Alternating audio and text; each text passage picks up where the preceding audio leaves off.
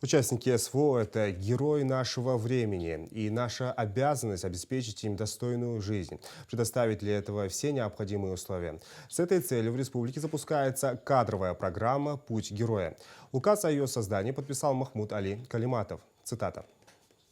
Программа направлена на интеграцию ветеранов и участников СВО в общественную и профессиональную жизнь республики, на развитие и реализацию их профессионального и управленческого потенциала. И создан общественный совет, который я лично возглавляю. Считаю, что новая региональная кадровая программа– это социальный лифт, который может в корне поменять жизнь участника СВО, открыв новые возможности. Наши бойцы рисковали жизнью, защищая Отечество, и заслуживают приоритетного внимания. Хочу отметить, что программа «Путь героя» создается в регионах в рамках федеральной кадровой программы «Время героев», о запуске которой заявил президент России в ходе послания Федеральному собранию в феврале 2024 года. Кроме того, по инициативе президента 25-й год объявлен годом защитника Отечества, в связи с чем в республике планируется проведение различных мероприятий, посвященных нашим героям.